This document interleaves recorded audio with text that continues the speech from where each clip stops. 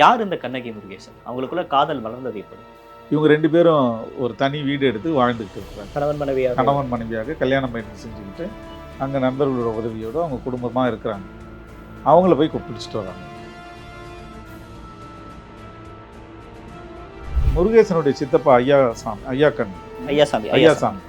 இது சொன்னா உங்களுக்கு அதிர்ச்சியா இருக்கும். அந்த அந்த கிணத்துல ஐயாக்கண்ணு வந்து ஐயாசாமியை வந்து தலைகீழ கட்டி காலில் கட்டி கயிறு கட்டி அவர் உள்ளே இறக்குறாங்க. ஓகே, சொல்லணுன்ற கைங்க சொல்லணும். அது உள்ளே போக போக எவ்வளோ பெரிய வீரனாக இருந்தாலும் அந்த பிறகு இவர்களை கொல்ல போகிறன்ற விஷயத்த வந்து லோக்கல் போலீஸ் ஸ்டேஷனுக்கு இன்ஃபர்மேஷனே கொடுக்குறாங்க. இப்போ போலீஸ் தடுத்துருக்கணும்ல அந்த கொலை நடக்கிறது. எந்த காவலர்களும் அந்த பக்கம் போகாமல் அவங்க பார்த்துக்கிட்டாங்க. அந்த பொண்ணையும் பையனையும் கொண்டு வந்து 2 பேரையும் அத்தனை பேரும் பார்க்க கொண்டாங்க. அந்த பொண்ணையும் அடிச்சிருக்காங்க. அது ஒரு சரியான அதுக்கு முன்னாடி ரேப் பண்ணதா சொன்னாங்க. இப்போ எப்படின்னா கண்ணகியோட ஃபேமிலி சேர்ந்து தான் போய் மீட்க போகிறாங்க.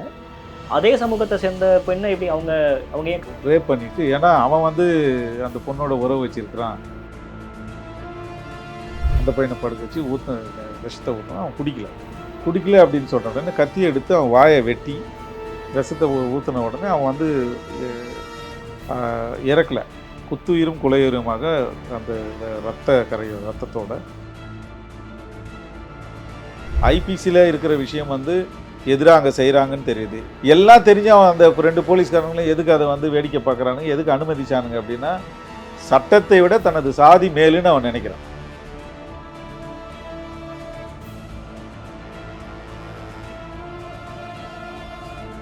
தி டிபேட் நேயர்களுக்கு வணக்கம்.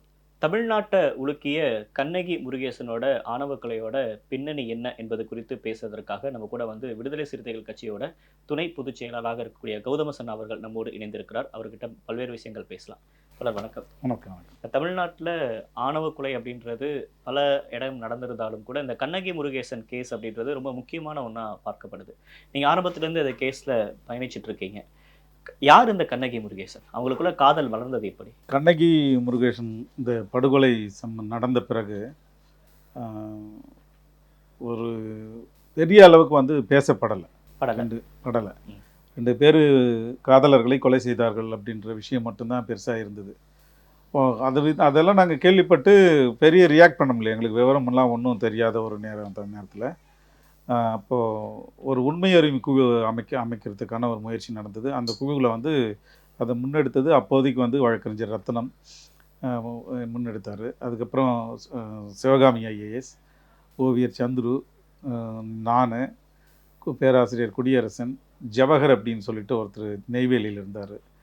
அப்புறம் கடைசி நேரத்தில் அது இணைஞ்சது இப்போது எழுத்தாளர் இமயம். இவங்கெல்லாம் தான் அந்த இடத்துல சொல்லிவிட்டு எங்களை கூப்பிட்டாங்க. நீங்கள் வந்து போயிட்டு வரலாம் வாங்க. 1 வாரம் இருக்கும் அந்த கொலை நடந்த பிறகு தான் நாங்கள் ட்ரெயினில் போயிட்டு இங்கேருந்து எக்மோர்லேருந்து கிளம்பி விருதாச்சலம் போயிட்டு விருதாச்சலத்துலேருந்து அங்கே கார் எடுத்துகிட்டு அந்த கிராமத்துக்கு போனோம். அந்த குப்பநத்தம் கிராமத்துக்கு போனோம். மெயின் ரோட்லேருந்து குப்பநத்தத்துக்கு கிராமத்துக்கு போகும்பொழுது முதல்ல அந்த ஊர் பகுதி வரும், பின்னாடி வந்து தலித் குடியிருப்பு வரும், காலனி பகுதி வரும். ஸோ அந்த தாண்டி போகும்போது ஒன்றும் வெறிச்சோடி இருந்து ஒன்றும் பெரிய அந்த கிராமங்களில் யாருமே இல்லை. ஓகே, ஊர் பகுதியில் இருக்கக்கூடிய கிராமங்களில் மக்களே இல்லை, அமைதியாக வெறிச்சோடி இருந்தது எல்லாமே. தலித் மக்கள் குடியிருப்புக்கு போனோம், அங்கேயும் ஆட்கள் இல்லை. அங்கே ஒருத்தர் இப்படி இருந்தாங்க. ஆனால் நேராக நாங்கள் வந்து போனது வந்து முருகேசன் வீட்டுக்கு தான் போனோம். அங்கேருந்து முருகேசன் வீட்டுக்கு போயிட்டு அங்கே அவங்க குடும்பத்தாரை சந்தித்து, அவங்க குடும்பத்தில் அவங்க அப்பா இருந்தார்னு நினைக்கிறேன். அவங்க அப்பா, தம்பி, அந்த தம்பி பேர் வந்து வேல்முருகன் இவங்கெல்லாம் இருந்தாங்க. அப்புறம் சின்ன பசங்கள்லாம் இருந்தாங்க. அவங்ககிட்ட எல்லாம் அப்புறம் தான் விசாரிச்சுக்கு நாங்கள் போகிறதுக்கு முன்னாடியே சில அடிப்படையான தகவல்களை சேகரிச்சுட்டு தான் அங்கே போனோம். இதெல்லாம் உண்மையாக இருக்குமா, மாற்றி சொல்லுவாங்களா அப்படின்ட்டு. ஏறக்குறைய நாங்கள் கேள்விப்பட்ட விஷயங்களும் அந்த குடும்பத்தில் இருக்கிறவங்க சொன்னதும் ஒரே மாதிரியாக இருந்தது. நீங்கள் கேள்விப்பட்டது என்னவா இருந்துச்சு? அதுதான் ஒரே மாதிரி நான் சொல்ல போகிற விஷயம் தான் ஒரே மாதிரியாக இருந்தது. பையன் வந்து முருகேசன் வந்து என்ஜினியரிங் படித்த மாணவர். அண்ணாமலை யூனிவர்சிட்டியில் வந்து என்ஜினியரிங் படித்து கொண்டு இருந்த மாணவர். பக்கத்தில் அந்த கிராமத்தை சேர்ந்த கண்ணகி வந்து நர்சிங் படிச்சுட்டு இருந்தாங்கன்னு நினைக்கிறேன். அவங்க வந்து 2 பேரும் வந்து 10ஆம் கிளாஸ் முடிச்சுட்டு நர்சிங் கோர்ஸ் படிக்கிறது. பிஎஸ்சி நர்சிங்லாம் கிடையாது, ஹவுஸ் நர்ஸ் மாதிரி அந்த கோர்ஸ் எடுத்து படிச்சுட்டு இருந்தாங்க. அப்போ அவங்க பஸ்ஸில் போகும்போது அவங்க 2 பேருக்கும் காதல் மலர்ந்து அவங்க நல்லா, அந்த பையன் வந்து ரொம்ப பார்க்குறதுக்கு லட்சணமாக இருக்கிற பையன். அந்த பொண்ணும் நல்லா அழகாக இருக்கும். கண்ணகி முருகேசன் வந்து என்ஜினியரிங் படிக்கிறதால அவனுக்கு வாழ்க்கையில் நிறைய சாதிக்கணும் என்கின்ற கனவோடு இருந்த பையன். அந்த இந்த பொண்ணும் வந்து இதுக்கும் ஒரு கனவு இருந்தது. ஆனால் இவனுடைய படிப்பு பெருசு. என்ஜினியரிங் படிப்பு அப்படின்றது ரொம்ப பெருசு. அதனால் இந்த கல்யாணம் பண்ணிக்கிட்டு லைஃப்பில் செட்டில் ஆகிட்டு அந்த பொண்ணை நல்லா வச்சு வாழணும் அப்படின்ற கனவோடு இருந்த பையன். அப்போ 2 பக்கமும் தெரியுது. இப்போ இவங்க வீடு வந்து ஒரு சாதாரண தலித் குடும்பத்தில் பிறந்து வளர்ந்தவங்க. என்ஜினியரிங் படிக்கிறதுன்றது மிகப்பெரிய சாதாரண விஷயம் இல்லை. இப்போ கண்ணகி வீட்டில் பெரிய வசதியானா அவங்க பெரிய வசதியான ஆளும் கிடையாது. ஆனால் அவங்க அப்பா ஊராட்சி மன்ற தலைவராக இருந்தார்ல. அந்த ஊரில் வந்து நீங்கள் அந்த ஊரை போய் பார்த்தீங்கன்னா பெரிய பணக்காரு அப்படின்னலாம் சொல்ல முடியாது. அந்த கிராமத்தை நேரில் போய் பார்த்த பிறகு சின்ன சின்ன ஓட்டு வீடுகள் இருக்கக்கூடிய ஒரு கிராமம் தான். இந்த காலத்தில் என்னன்னா ஒரு ஊராட்சி மன்ற தலைவராக இருக்கிறவங்க கொஞ்சம் வசதியாக இருக்கலாமே தவிர, காரெல்லாம் வச்சுட்டு இருக்கலாமே தவிர, அந்த காலத்தில் ஊராட்சி மன்ற தலைவராக இருக்கிறவங்க வந்து பெரிய வசதி படைச்சவங்களாம் இருக்க முடியாது. ஸோ பண ரீதியாக செல்வாக்கு மிகுந்த நபர்லாம் இல்லை, பெரிய செல்வாக்கெல்லாம் நபரெல்லாம் கிடையாது அவர். இல்லைனா எதுக்கு பொண்ணை வந்து 10ஆம் கிளாஸ் படித்த பொண்ணு வெறும் நர்சிங் படிக்க வைக்கணும்? அவர் கல்லூரி +2 முடிச்சுட்டு பெரிய காலேஜ் சேர்ந்துருக்கலாம். அவர் மற்ற பெரிய இது படிக்க வச்சுருக்கலாம்ல. சாதாரண ஒரு நர்சிங் படிக்கிற பொண்ணு தானே.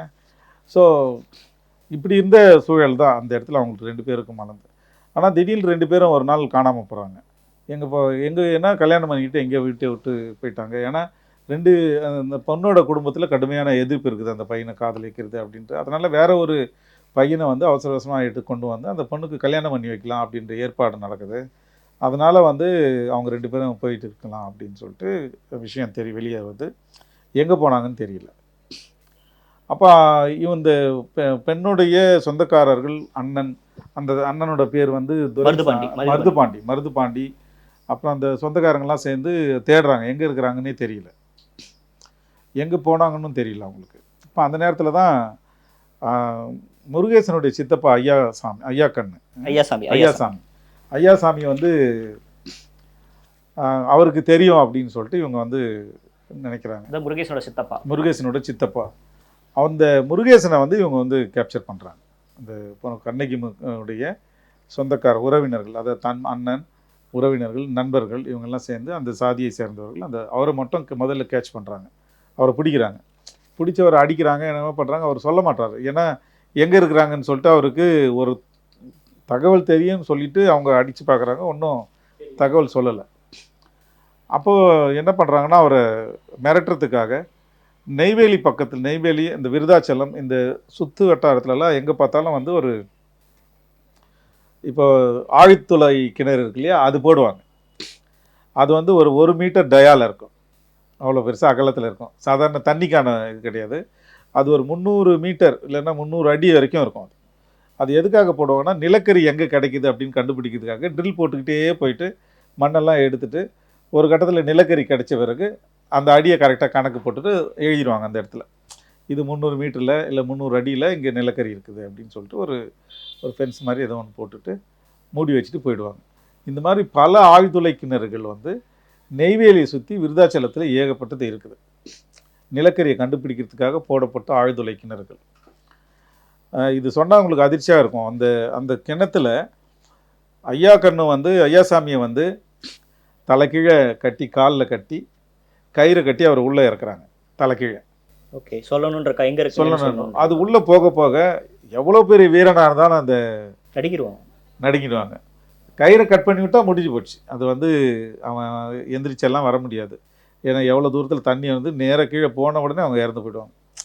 ஸோ அவரை வந்து அந்த மாதிரி தலை கீழே கட்டி தொங்க விட்டு மிரட்டுறாங்க. மிரட்டோன்னே நான் சொல்லிட்டேன் அவர் கத்துறாரு. அதுக்கப்புறம் மேலே கொண்டு வராங்க. அதுக்கப்புறம் எங்கே இருக்கிறாங்க அப்படின்னு கேட்ட உடனே கள்ளக்குறிச்சி பக்கத்தில் அவங்க தங்கி இருக்கிறாங்க அப்படின்ற செய்தியை அவர் சொல்லிட்டார். அப்புறம் அவரை கூப்பிட்டு தான் போகிறாங்க. ஸோ இந்த விஷயத்தில் நான் தெரிஞ்சுக்கிட்ட விஷயம் என்னென்னா, நமக்கு தெரிஞ்சு அந்த கிணத்துல ஒருத்தனை தள்ளிட்டு கொல்ல முடியும் அப்படின்ற ஒரு விஷயம் வந்து வெளியே வருது. அப்போது இவன் வெளியில் வந்துட்டான். அந்த ஐயாசாமி வெளியில் வந்துட்டார். பட்டு பழி வாங்கணும் அப்படின்னு நினைக்கப்பட்டவர்களுடைய எத்தனை பேரோட பாடி அந்த தொலைகளில் இருக்கும்னு நமக்கு தெரியாது. காணாமல் போனவர்களுடைய பட்டியலை எடுத்து பார்த்தா பல பேருடைய பாடி அந்த ஆழ்துளை கிணறுகளில் வந்து இருக்கும். ஏன்னா ஒரு 3 பேரை ஒரே நேரத்தில் போடலாம், அந்த மாதிரியான ஒரு ஆழ்துளை கிணறுகள் தான்.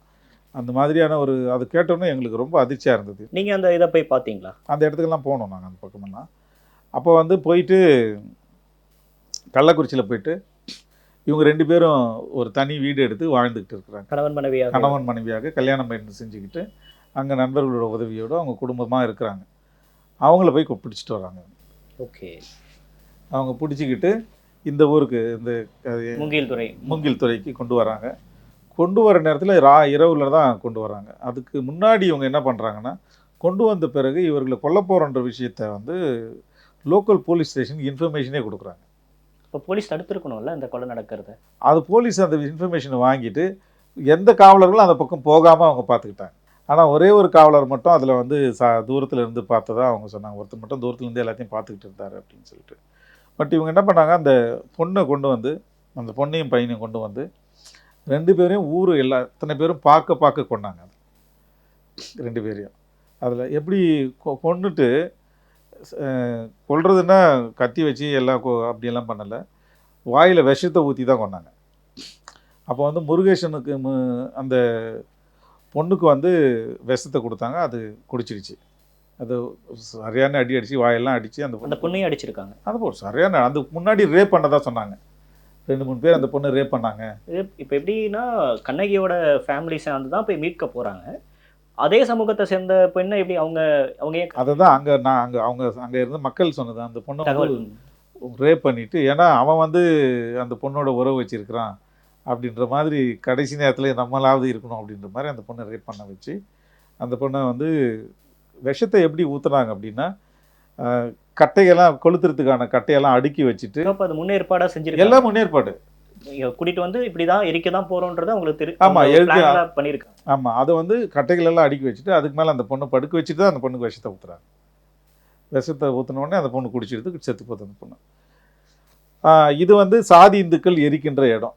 அதாவது அந்த சமூகத்தை, அந்த கண்ணகியோடைய சமூகத்தை சேர்ந்தவர்கள் எரிக்கின்ற இடத்துல அந்த பொண்ணுக்கு சிதையை வச்சுட்டு அதுக்கு மேலே அந்த பொண்ணை படுக்க வச்சு விஷத்தை ஊற்றி எடுத்துன்னு போய் படுக்க வச்சுதான் செத்து போச்சு அந்த பொண்ணு. தூரத்தில் மற்ற தலித் மக்களுக்கு வந்து ஒன்றா இங்கே கொளுத்தக்கூடாது அப்படின்றதுக்காக அந்த பையனை தனியாக கூட்டின்னு போயிட்டு படுக்க வச்சு அந்த இடத்துல ஜாதி இருந்திருக்கு. அந்த இடத்துல கொஞ்சம் தூரம், ரொம்ப தூரத்தில் தள்ளி அதே போல் கட்டையெல்லாம் போட்டு அந்த பையனை படுக்க வச்சு விஷத்தை ஊற்றுவான். அவன் குடிக்கல அப்படின்னு சொன்ன உடனே கத்தியை எடுத்து அவன் வாயை வெட்டி அதுக்கப்புறம் அந்த விஷத்தை ஊற்றுறாங்க. விஷத்தை ஊற்றின உடனே அவன் வந்து இறக்கலை, குத்துயிரும் குலையுயிருமாக அந்த ரத்தத்தோட வாயெல்லாம் விஷமும் ஒரு அரை மயக்கத்திலே இருக்கிறான். அப்போ இந்த 2 பேரையும் வந்து அந்த கட்டையில் வச்சு 2 பேரையும் கொளுத்துறாங்க. வெவ்வேறு இடத்துல ஒரே ஆற்றுக்கு இந்த பக்கம் நினைக்கிறேன், அந்த பக்கம் ஏரியா, அந்த பக்கம் முருகேசன், இந்த பக்கம் 2 பேரும் ஒரே நேரத்தில் தான் எல்லாரும் அந்த சாதி வெறியர்கள், சாதி மனநோயாளிகள் பார்க்க அந்த 2 பேரையும் கொளுத்தி முடித்தாங்க. விஷம் கொடுத்து கொன்று அதுக்கு பிறகு கொளுத்துனாங்க. நீங்கள் அந்த பகுதிக்கு போயிருப்பீங்க. அதெல்லாம் போனோம் நாங்கள். அந்த பக்கமெல்லாம் எங்களை போக விடலை. அதுக்குள்ளே அந்த பக்கமெல்லாம் போலீஸ் எல்லாம் இருந்தாங்க. பட்டு மக்களை சந்தித்தோம். அது நான் தெளித்த அந்த பொண்ணோட சமூகத்தை சேர்ந்தவங்களை சந்திக்க முடியல. ஆனால் அந்த பையனுடைய நண்பர்கள் மற்றவங்களெல்லாம் ஏறக்குறைய நாங்கள் பார்த்து தகவலெல்லாம் சேகரித்தோம். அந்த போலீஸ் ஸ்டேஷனுக்கெல்லாம் போகணும். ஆனால் அவங்க எதுவும் இன்ஃபர்மேஷன் எல்லாம் கொடுக்கல. அதுக்கப்புறம் வந்து அங்கே அந்த இரவே அங்கேயே நாங்கள் இமயம் வீட்டில் தங்கிட்டு அதுக்கான ரிப்போர்ட்டெல்லாம் தயாரித்து வெளியிட்டோம். இப்போ ஸோ அதுக்கு பிறகு இந்த விஷயம் வெளியில் பெருசாக பேசப்படுது. அப்புறம் விடுதலை சிறுத்தைகள் அங்கே போராட்டம்லாம் எடுத்தாங்க. பரவலாக வந்து தமிழ்நாடு அறிஞ்ச ஒரு பெரிய படுகொலை. செய்தியாளர் சந்திப்பு கூட விசிக சார்பாக நடத்தாங்க. ஆமாம், அதுக்கப்புறம் வந்து அந்த ஐயாசாமிக்கு வந்து பெரிய கொலை மிரட்டல் வந்த பிறகு, முருகேசனோட சித்தப்பாக்கு வந்த பிறகு அவங்க வந்து தலைவர் திருமாவர்களை பார்த்து அவர் மூலமாக வச்சு தான் ப்ரெஸ் மீட்டெல்லாம் கொடுத்தாங்க. ப்ரெஸ் மீட்டெல்லாம் கொடுத்து அவங்களுக்கு பாதுகாப்பெல்லாம் விடுதலை சிறுத்தைகள் சார்பாக அப்போ கொடுத்தாங்க. அதுக்கு பிறகு வந்து வழக்கு பதியப்பட்டு, வன்கொடுமை தடுப்பு சட்டத்தில் வழக்கு பதியப்பட்டு மிக நீண்ட காலம் நடந்த அந்த வழக்குக்கு இப்போ தான் ஒரு முடிவுக்கு வந்திருக்குது. ஏற்கனவே 2003 நடந்து 2013, 2023, 22 வருடங்கள் கழித்து அந்த வழக்குக்கு இப்போ ஒரு தீர்வு கிடைச்சிது அப்படின்றது ஒரு இன்றைக்கி நினச்சாலும் அந்த கிராமத்துக்கு எனக்கு போனது ரொம்ப பசுமையாக இருக்குது. அந்த ஊரில் நான் போயிட்டு வந்தது பார்க்கும்போது, இந்த எங்களுடைய குழுவோடு போயிட்டு அப்போ பார்த்துட்டு வந்தது. விடுதலை சிறுத்தைகள் கடுமையான போராட்டங்களெல்லாம் முன்னெடுத்தாலும் கூட பெரிய உடனடி நீதி கிடைக்க முடியாத அளவிற்கு ஒரு சூழல் அன்றைக்கு இருந்தது. ஆனால் அந்த அழுத்தம் கடுமையாக விடுதலை சிறுத்தைகள் சார்பாக கொடுத்தாங்க. வழக்கறிஞர் ரத்னமும் ரொம்ப நிறைய வேலை செஞ்சிருந்தார். இதுதான் இந்த சம்பவத்தோடைய பின்னணி. இதில் எனக்கு ஒரு கேள்வி வருது. இப்போ இந்த வழக்கில் வந்து ஆயுள் தண்டனை எல்லாரும் கொடுத்துருக்காங்க. அதில் முக்கியமாக வந்து அப்போது இன்ஸ்பெக்டராக இருந்த செல்லமுத்து, அப்போது எஸ்ஐயாக இருந்த தமிழ்மாறன், இவங்க இந்த கேஸில் இன்வால்வ் ஆகியிருக்காங்க. ஏன்னா அவங்களுக்கு தெரியுமே கொலை பண்ண போகிறாங்க அப்படின்ற விஷயங்கள் தெரிஞ்சிருந்தும் அவங்க வந்து ஏன் தடுக்கலை போயிட்டு. அப்போ கொலைக்கு அவர்கள் உடந்தையாக இருந்தார்கள். ஏன்னா அவர்கள் 2 பேருமே வந்து அந்த கண்ணகியோட சமூகத்தை சார்ந்தவர்கள் அப்படின்ற அடிப்படையில் அவர்கள் வந்து அந்த கொலைக்கு உடந்தையாக இருந்தார்கள். இவங்க கூப்பிட்டு சொல்லிட்டாங்க நீங்கள் வரக்கூடாது அப்படின்னு. வரவே இல்லை. ஒரு போலீஸ்கார் மட்டும், ஒரு போலீஸ் காவலர் மட்டும் அங்கே சாட்சிக்கு பார்த்தார் அப்படின்னு அந்த ஊர் மக்கள் சொன்னாங்க. தூரத்துலேருந்து அவர் பார்த்துட்டு போயிட்டாரு அப்படின்னு சொல்லிட்டு. ஸோ அந்த படுகொலை வந்து காவல்துறை லோக்கல் காவல் நிலையமும் அந்த கிராமத்து சாதி வெறியர்களும் சேர்ந்து திட்டமிட்டு நடத்திய படுகொலை அது. இரட்டை படுகொலை இந்த படுகொலைக்கு. அதனால தான் அந்த 2 செல்லமுத்து தமிழ்மாறனையும் செல்லமுத்தையும் வந்து சேர்த்துருக்காங்க. அவர்களுக்கும் ஆயுள் தண்டனை கிடைச்சிருக்கு. ஸோ திட்டமிட்ட படுகொலைக்கு அவர்கள் உடந்தையாக இருந்திருக்கிறார்கள். அதனால் வந்து அவர்கள் தப்பிக்கணும் அப்படின்ற எந்த அவசியமும் கிடையாது. ஆனால் மற்ற காவலர்கள் ஏன் இதில் தப்பிச்சாங்க அப்படின்றது தான் இது விஷயம். 2வது, இந்த கொலையை வேடிக்கை பார்த்தாங்களே அந்த மக்கள், அவர்கள் யாரும் தண்டிக்கப்படலை. அவர்கள் தடுக்கிறதுக்கு எந்த முயற்சியும் எடுக்கல. இந்த மனநிலை நீங்கள் எப்படி பார்க்குறீங்க? இப்போ ஒரு ரோட்டில் போகிறப்போ ஒரு ஆக்சிடென்ட் நடந்திருக்கு அப்படின்னாலும் கூட நான் பார்த்தோம் நம்மளுக்கே ஒரு கஷ்டம் இருக்கும். நீங்கள் இப்படி கொடூரமாக கொலை செஞ்சாங்க, முருகேசன் இது மாதிரியான சித்திரவதைக்கு உட்பட்டு கொலை செஞ்சாங்கன்றப்ப அங்கே இருக்க பார்த்து ஒருத்தருக்கு கூடயா இது தட்டி கேட்கணும் அப்படின்னு தோணலாம். அது அந்த அளவுக்கு ஜாதி. அதாவது இந்த ஐயாசாமி மட்டும் இல்லாமல் தலித் மக்களும் பார்க்குறாங்க. எப்படி இதை புரிஞ்சுக்கிறது? தலித் மக்களும் பார்க்குறாங்க. அதாவது நீங்கள் இனிமேல் இந்த மாதிரி யாராவது ஒருத்தர் இப்படி இந்த சமூகத்தை சேர்ந்த கண்ணகி சமூகத்தை சேர்ந்த பெண்ணை, வன்னியர் சமூகத்தை சேர்ந்த பெண்ணை நீங்கள் காதலித்தால் உங்களுக்கும் இந்த நிலைதான் அப்படின்னு அவங்களுக்கு வந்து உணர்த்துவதற்காக அவர்களையும் வலுக்கட்டாயமாக கொண்டு வந்து வச்சு அவர்களுக்கு எதுக்கும் அது நடக்குது அந்த படுகொலை. ஸோ ஒரு பக்கம் இவர் சாதி அப்படின்னு சொல்கிற இந்த மனநோயாளிகள் ஒரு பக்கம், பாதிக்கப்படுகின்ற சமூகத்தை சேர்ந்த மக்கள் ஒரு பக்கம், இவர்கள் அத்தனை பேருக்கு முன்னாடி தான் நடந்திருக்குது. ஸோ இவர்கள் வந்து அந்த பொண்ணை வந்து கொல்லும்பொழுது அவ்வளோ வெறியோடு அவர்கள் கத்துனதும் இனிமேல் யாரும் அதெல்லாம் வந்து கேட்கும்போது ரொம்ப அதிர்ச்சியாக இருக்குது. ஸோ இவ்வளோ தூரம் ஒரு நாகரிகம் அடைஞ்ச சமூகத்தில் 2 பேர் காதலிச்சிட்டாங்க அப்படின்றதுக்காக அவர்களை படுகொலை செய்யக்கூடிய அளவிற்கு ஒரு மனநிலை வந்திருக்குதுன்னா இது சாதாரண மனநிலை கிடையாது. உலகத்தில் தான் அம்பேத்கர் சொல்லுவார், உலகத்தில் வந்து கொடூரமானவர்கள் யார் என்பதற்கு ஒரு அளவுகோல் வச்சா ஹிந்துக்கள் 2 அடி முன்னாடி தான் நிற்பாங்க அப்படின்னு சொல்லுவார். அந்த மாதிரி ஹிந்துக்கள் அப்படின்றதும் சாதி வெறியர்கள் என்றதும் வேற ஒன்றும் கிடையாது. ரெண்டும் ஹிந்துக்கள் என்பதும் சாதி என்பதும் ரெண்டும் ஒன்று தான். ஹிந்து என்பதும் ஏன்னா கட்டமைக்கப்பட்டதானே இந்து மதம். சாதி எடுத்துட்டாங்க, இந்து மதத்துக்கு வேலையே கிடையாது. இப்போ அப்படி இருக்கிறப்போ 2 அடி முன்னாடி நிற்கிற கொடூரமானவர்கள் அந்த கிராமத்தில் அத்தனை பேருமே மனசாட்சி இல்லாமல் இந்த படுகொலையை அவர்கள் வேடிக்கை பார்த்தார்கள். அப்படின்றபோது அங்கே கேட்கும்பொழுது எங்களுக்கு வந்து அந்த ஊரில் வந்து நடந்து நாங்கள் போகிறோம். அதாவது எங்கள் காரெல்லாம் அடிப்பாங்களோ அப்படின்ற ஒரு அச்சமெல்லாம் இருந்தாலும் கூட அது நடக்கலை. அந்த ஊர் பகுதியில் இறங்கி நாங்கள் நடந்து பார்த்தோம். ஆனால் யாருமே முன் வரலை. பேசுறதுக்கு 2-3 பேர் கேட்டு பார்த்தோம். யாருமே அதை பற்றி பேச முன் வரல. ஒரு இறுக்கமான சூழல் இருந்தது. இறுக்கமான சூழல். அப்புறம் நாங்கள் பேச மாட்டாங்க அப்படின்னு தெரிஞ்சு போச்சு. அப்புறம் நாங்கள் கிளம்பி வந்துட்டோம். ஸோ அந்த மனநிலையை நாங்கள் பார்க்கும்பொழுது ஒரு சாதி உணர்வு அப்படின்றது எவ்வளவு கொடூரமானது அப்படின்றது, இவர்கள் நாகரிகமான சமூகத்தில் வாழ்வதற்கு தகுதியற்றவர்கள் அப்படின்றது அந்த இடத்துல காட்டுச்சு. 2 பேர் காதலிச்சிட்டாங்க, அதில் என்ன தப்பு இருக்க முடியும்? இப்போ ஒரு பொது சமூகத்தில் எழக்கூடிய ஒரு விவாதமாக என்னவா இருக்குது அப்படின்னா, நீங்கள் படிச்சுட்டு பெரிய ஆளாக வந்துட்டு லவ் பண்ணுங்க, ஜாதியெல்லாம் யார் பார்க்குறா, கழட்டி கொடுத்துட்றோம் அப்படின்ற மாதிரி பேசுகிறாங்க. இப்போ சமீபத்து உதாரணம் நீயானால கூட அது மாதிரி வாதங்கள்லாம் முன்வைக்கப்படுது. அப்படி பார்க்குறப்ப கண்ணகியை கம்பேர் பண்ணுறப்ப முருகேசன் நல்லா படிச்சிருக்காரு. இன்னும் விட்டுருந்தாரு அப்படின்னா அவர் வந்து ஒரு பெரிய பொறியாளராக ஆகிருக்கக்கூடிய வாய்ப்புகள் எவ்வளவோ இருந்திருக்கும். அப்படி இருக்கிறப்ப ஏன் அந்த இடத்துல என்ன தடுக்குது அவங்கள? அதாவது இது வந்து இந்த படிப்பு என்பது இப்போ தான் கொஞ்சம் அவங்களுக்கு படிப்பை பற்றி புரிஞ்சுக்கிறாங்க. சில நகரமயமான சூழலெல்லாம் இருக்கிறதுனால படிப்பை பற்றின ஒரு அருமை புரியுது. படிச்சுவன் பண்போடு இருப்பான் அப்படின்னு சொல்லிட்டு யோசிக்கிறாங்க. அதனால் நகரத்தில் இருக்கக்கூடிய மக்களை வந்து வச்சுட்டு ஒட்டுமொத்த கிராமமும் அப்படி தான் இருக்குது அப்படின்னு நம்ம அப்படி நினைக்கக்கூடாது.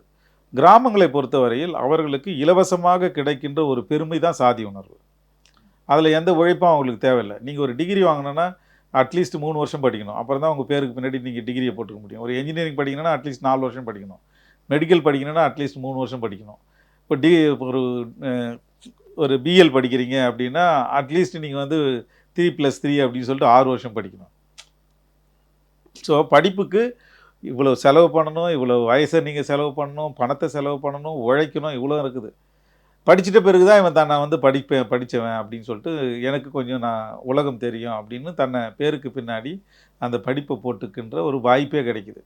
ஆனால் எந்த விதமான செலவும் இல்லாமல் நான் இந்த சாதியில் பிறந்துட்டேன், அதனால் என் பேருக்கு பின்னாடி நான் இந்த சாதியை போட்டுப்பேன், அதனால தான் நான் ஏன் போட்டுக்கிறேன் அப்படின்னா நான் உசந்த ஜாதி அப்படி நம்புகிறான்ல.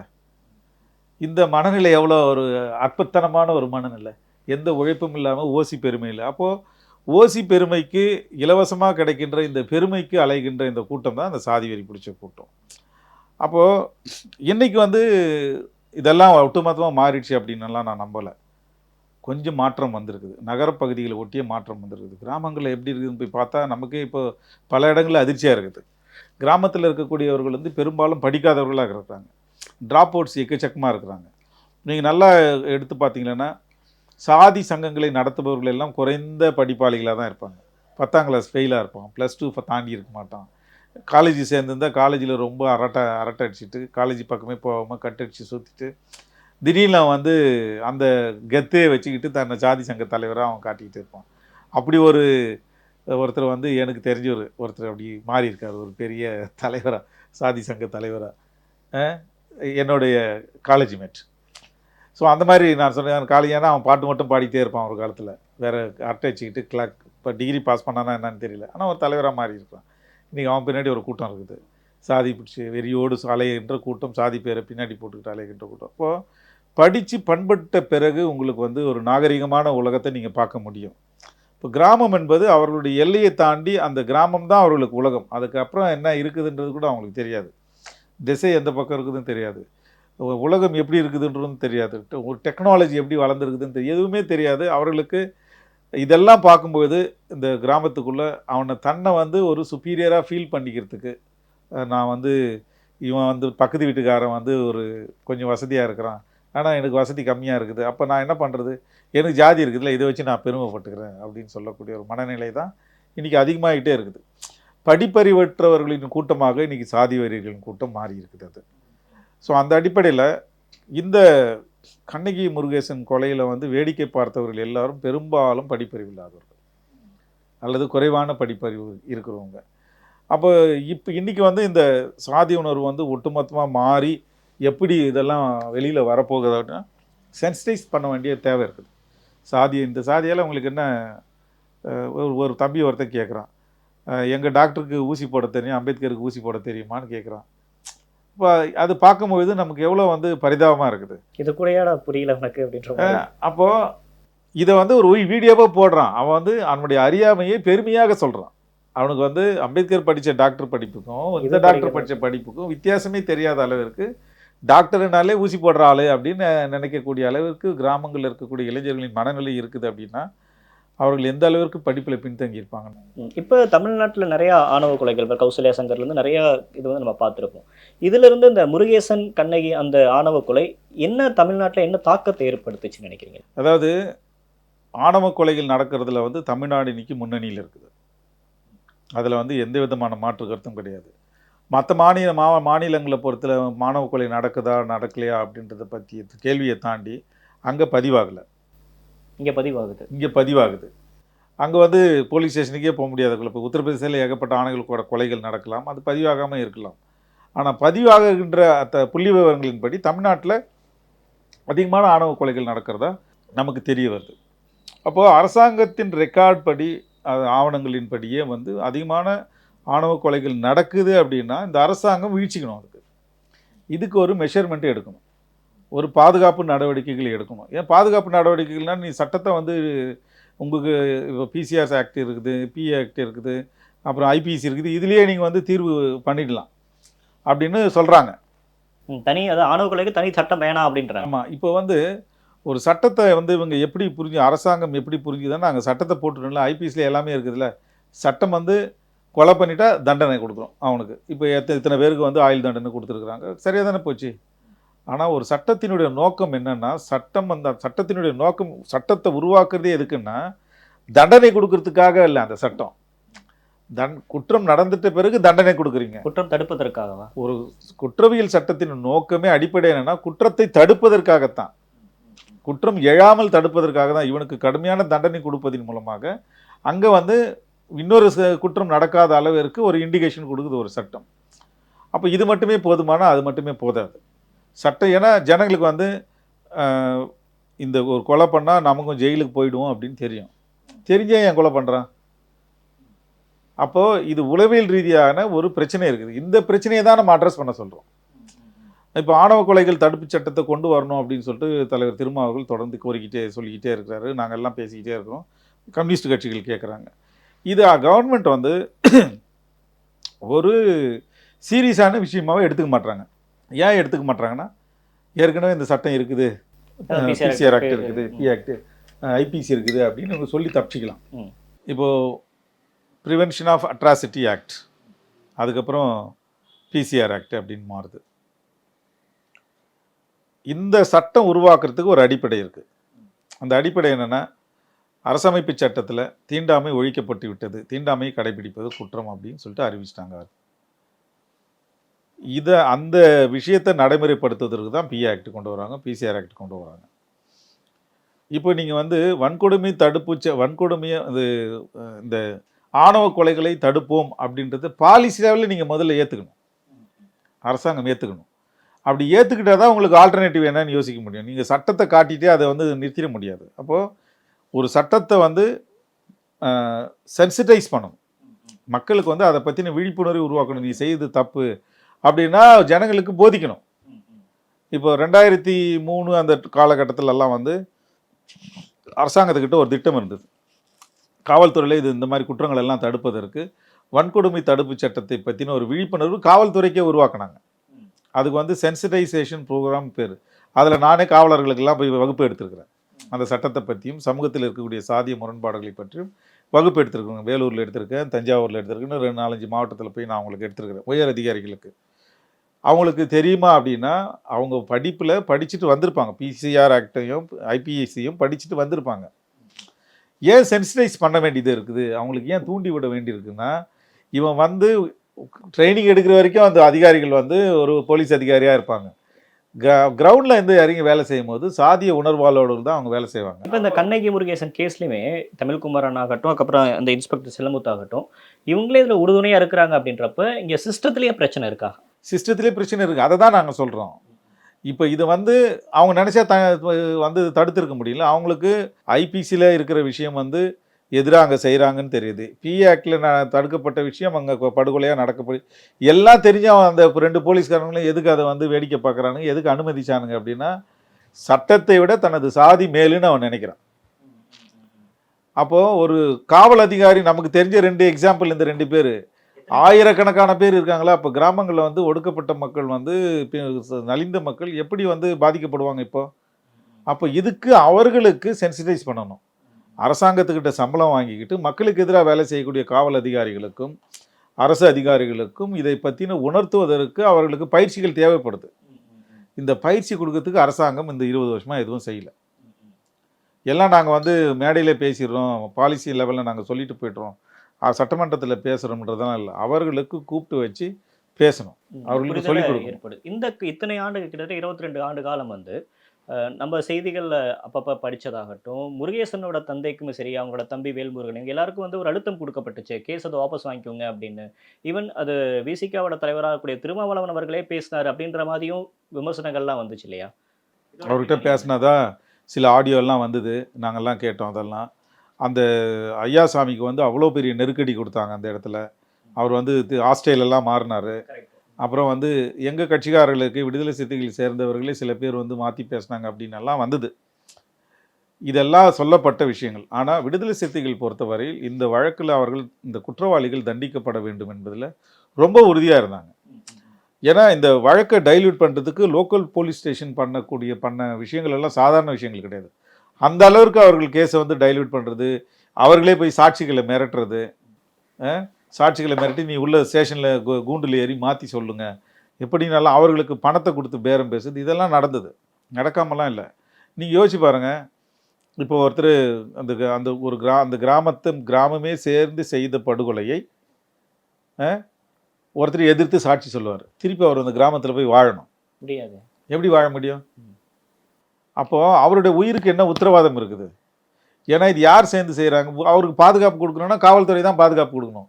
காவல்துறையே அந்த லோக்கல் போலீஸ் ஸ்டேஷனே இந்த படுகொலையில் உடந்தையாக இருக்கின்ற போது சாட்சி சொல்கிறதுக்கு யார் முன்னு வருவாங்க? அப்போ விடுதலை சிறுத்தைகள் வந்து ஒவ்வொருத்தருக்கும் போய் பாதுகாப்பு கொடுத்துட்டு இருக்க முடியாது.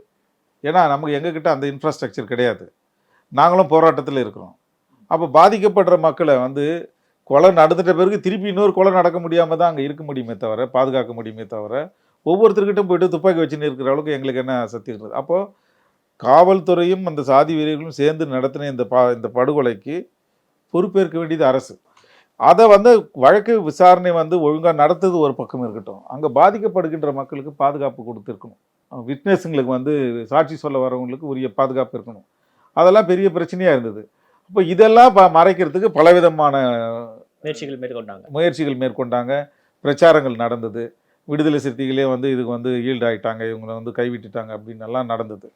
ஆனால் ஒரு களத்தில் இருப்பவர்களாக நாங்கள் என்ன பார்க்குறோம் அப்படின்னா, ஒரு படுகொலை நடந்துட்ட பிறகு நடந்தது அப்படின்றத தாண்டி பாதிக்கப்பட்ட மக்கள் மீண்டும் மீண்டும் பாதிக்கப்படாமல் இருக்கிறதுக்காக தான் அங்கே எங்கள் வேலையே இருக்குமே தவிர, ரொம்ப வீரமாக பேசி முடிச்சுட்டு அவர்களையும் வந்து வழிகடா வாக்க முடியாது. ஸோ இது வந்து களத்தில் இருக்கக்கூடிய பிரச்சனைகள். அப்படி பார்க்கும்போது அரசாங்கம் வந்து சில மெஷர்மெண்ட்டை வந்து தொடர்ந்து செய்ய வேண்டியிருக்கு அப்படின்னு நான் நினைக்கிறேன். இப்போ கீழமை நீதிமன்றத்திலேயே அவங்களுக்கு வந்து தண்டனை உறுதிப்படுத்தப்பட்டுச்சு. ஆயுள் தண்டனை, அதுக்கப்புறம் ஒருவருக்கு மட்டும் தூக்கு தண்டனை கொடுத்தாங்க. அதாவது கண்ணகியோட சகோதரா இருக்கக்கூடிய மருதுபாண்டிக்கு மட்டும் தூக்கு தண்டனை கொடுத்தாங்க. அதுக்கப்புறம் அவங்க ஹைகோர்ட்டுக்கு போகிறாங்க. ஹைகோர்ட்லேயும் அந்த தண்டனையை வந்து உறுதிப்படுத்துறாங்க. இவங்க அகைன் சுப்ரீம் கோர்ட்டுக்கு போகிறாங்க, ஒரு 8 பேர். அதுலேயும் வந்து உயர்நீதிமன்றம் கொடுத்த தீர்ப்பை வந்து அவங்க உறுதிப்படுத்துறாங்க. இந்த தீர்ப்பு வந்த நாள் இருக்குல்ல, யார் யாரெல்லாம் இன்வால்வ் ஆனாங்க அவங்க எல்லாருக்கும் வந்து ஆயுள் தண்டனை அப்படின்ற அந்த நாள், அந்த செய்தி கேள்விப்பட்டப்ப உங்களுக்கு என்ன உணர்வு இருந்துச்சு? அதாவது தனிப்பட்ட முறையில் நான் வந்து அந்த அந்த கிராமத்துக்கு போயிட்டு வந்த பிறகு ரொம்ப மனநிலையே ரொம்ப பிரச்சனையாக இருந்தது எனக்கெல்லாம். என்ன இது இப்படி வந்து ஒரு சின்ன பசங்க 2 பேரும் வந்து வாழ வேண்டிய ஒரு இளம் ஜோடியை வந்து அந்தளவுக்கு கொடூரமான படுகொலையும் செஞ்சதுக்கு முன்னாடி ரேப் பண்ணிவிட்டு எவ்வளோ தூரம் அவர்களை சித்திரவதைப்படுத்த முடியுமோ அவ்வளோ தூரம் அடித்து சித்திரவதைப்படுத்தி வெட்டி குற்றுயிருமா கொலையுருமா வந்து அந்த சிதையிலேயே படுக்க வச்சு கொலை பண்ண அந்த காட்சிகள் எல்லாம் கண் முன்னாடி வந்துட்டு போகுது. இன்றைக்கி நினச்சாலும் வந்து எப்படி அந்த முருகேசனுடைய அப்பா அம்மா அதை பார்த்துருப்பாங்க, கண்ணகியோட அம்மா எப்படி பார்த்துருப்பாங்க அந்த இடத்த, அது தன் பெண்ணை வந்து இப்படி கொள்கிறாங்களே அப்படின்ற விஷயமெல்லாம் பெத்த வயிறு அப்படின்னு சொல்லிட்டு நாம் சொல்கிறோம். ஆனால் அவர்களெல்லாம் அவர்களை பார்க்க வைத்து தான் இப்போ நிகழ்த்தப்பட்ட இந்த படுகொலை இது. அப்போது இவர்களுக்கு தண்டனை 22, 23 ஆண்டு கழித்து வழங்கப்படுது. தண்டனை முதலே கொடுத்துட்டாங்க, அது உறுதி செய்யப்படுது. அப்படின்றப்போ இவ்வளவு நீண்ட காலம் அவர்களுக்கு வந்து எடுத்துக்கிறது மூலமாக இந்த 22 வருஷம் அவனுக்கு வந்து தன்னுடைய லோக்கலில் செல்வாக்காக இருந்திருப்பானுங்க, தன்னுடைய வாழ்க்கையெல்லாம் மாற்றி அமைச்சிருப்பாங்க. ஒருவேளை இந்த 22 வயசுக்குள்ளே வந்து வருஷத்துக்குள்ளே நாம் செஞ்சுருக்கக்கூடாதோ அப்படின்னெல்லாம் மனசு மாறி இருக்கலாம். ஆனால் அதெல்லாம் வந்து இப்போ யோசிக்க முடியாது. ஆனால் பாதிக்கப்பட்டவர்கள் பக்கம் நீதி கிடைக்கணும். ஆனால் 23 வருஷம் ஆனது அப்படின்றது ஒரு பெரிய அவமானம் என்னை பொறுத்த வரைக்கும் இதுக்கு. ஏன்னா சாட்சிகள் எல்லாம் தெளிவாக இருக்குது. எல்லாமே தெளிவாக இருக்கிற நேரத்தில் வந்து ஒரு வழக்கினுடைய தீர்ப்பு முடிவாகி வரத்துக்கு 23 வருஷம் ஆகுது அப்படின்னா இன்னும் எத்தனாயிரம் வழக்குகள் அப்படி பெண்டிங்கில் இருக்குது? ஆக்சுவலாக சிபிஐ வந்து இந்த கேஸ் எடுத்து அவங்க அந்த சார்ஜ் ஷீட்டை வந்து வித்தின் 1 இயரில் பண்ணிட்டாங்க அப்படின்றது ஒரு முக்கியமான விஷயம். ஆமாம், அவங்க சிபிஐ வரலன்னு வச்சிங்களேன். சிபிஐ வரலன்னா இந்த கேஸ் இன்னும் கூட லோக்கல் போலீஸ் ஸ்டேஷனில் கொடுத்துருந்தா எப்போ இந்த கேஸை ஊற்றி முடிச்சிருப்பாங்க. கரெக்ட். ஸோ சிபிஐ மட்டும் சித்தப்பா ஐயாசாமியை டார்ச்சர் பண்ணி அவங்க பிறல் சாட்சியை மாற்றின மாதிரி இந்த இப்படி ஒன்று நடக்கவே இல்லைன்னு கூட. ஆமாம், தாராளமாக பண்ணியிருக்கலாம். அதுக்கு எல்லா வாய்ப்பும் இருக்குது லோக்கல். அதனால தான் சொல்கிறேன், இந்த மாதிரி வழக்குகளை பொறுத்த வரைக்கும் லோக்கல் போலீஸ் வந்து இந்த கேஸுங்களை வழக்குகளை விசாரிக்கவே கூடாது. உள்ளூர் காவல் எல்லை இருக்குது இல்லையா, அவர்கள் வந்து இந்த மாதிரி படுகொலையை வந்து விசாரிக்கக்கூடாது. இதுக்குன்னு ஒரு ஸ்பெஷல் இன்வெஸ்டிகேஷன் ஏஜென்சியை வந்து மாநில அரசாங்கம் உருவாக்கணும். இப்போ கர்நாடகாவில் வந்து ஒவ்வொரு டிஸ்ட்ரிக்டும் ஒரு எஸ்சி எஸ்டி மக்களுக்கான ஒரு போலீஸ் ஸ்டேஷனை உருவாக்கியிருக்கிறாங்க. அந்த மாதிரி ஒரு investigation agency, independent investigation agency ஆணவ படுகொலையும் அதுபோல தீண்டாமை வன்கொடுமைகளையும் விசாரிப்பதற்கென்று தனியான ஒரு விசாரணை அமைப்பு தேவை. இந்த விசாரணை அமைப்பு வந்து சார்பற்று இருக்கக்கூடிய ஒரு விசாரணை அமைப்பாக இருந்தால் தான் வழக்குகள் வந்து முறையாக நடக்கும். அது இல்லாமல் ஒரு தப்பு நடந்துச்சு அதை நீங்கள் வந்து லோக்கலில் இருக்கக்கூடிய போலீஸ் ஸ்டேஷன்கிட்டே நீங்கள் ஒப்படைச்சிங்கன்னா எந்த காலத்துலேயும் நீதி கிடைக்காது. அது 10ஓட 11 கேஸ் தான் 10ஓட 11 கேஸ் தான். ம். இப்போ இந்த அரசாங்கத்துக்கு நான் சொல்கிற வேண்டுகோள் என்னென்னா, நீங்கள் உடனடியாக கர்நாடக மாநிலத்தில் அமைத்ததைப் போல தனி காவல் நிலையங்களை அமைக்கணும், தனி விசாரணை ஏஜென்சியை அமைக்கணும். ஒரு எஸ்டிசி ஸ்பெஷல் எஸ்ஐடி மாதிரி ஸ்பெஷல் இன்வெஸ்டிகேஷன் டீம் மாதிரி இதுக்கு வந்து ஒரு ஸ்பெஷல் இன்வெஸ்டிகேஷன் விங்கே உருவாக்குங்க. உருவாக்கிட்டு அது விசாரிச்சாலே போதும். லோக்கல் போலீஸ் ஸ்டேஷனுடைய ஒத்துழைப்போ லோக்கல் போலீஸ் ஸ்டேஷனுடைய தலையீடோ இல்லாத ஒரு இண்டிபெண்டன்ட் இன்வெஸ்டிகேஷன் ஏஜென்சி உருவாக்கிட்டால் பல பிரச்சனைகளுக்கு உடனடியாக தீர்வு கிடைக்கும். இல்லைனா இந்த வழக்கு எதுக்கு 22 வருஷம் வரணுங்க? 22 வருஷம் வந்து தாமதமாக கிடைக்கின்ற நீதித்துறைக்கு மட்டும் அவமானம் இல்லை, இந்த அரசுக்கும் அவமானம். அது நிறைய விஷயங்கள் பகிர்ந்துக்கிட்டீங்க. குறிப்பாக அந்த கண்ணகி முருகேசன் கேஸோட பின்னணியை கேட்குறப்ப இன்னும் உள்ளுக்குள்ள ஒரு ஜாதி உணர்வோட இருக்கக்கூடியவங்களுக்கு ஏதோ ஒரு குற்ற உணர்வை ஏதோ ஒரு உறுத்தலை உருவாக்கும்னு நினைக்கிறேன் இந்த பேட்டி. உங்களுடைய கருத்துக்கும் நேரத்துக்கு நன்றி. நன்றி, வணக்கம்.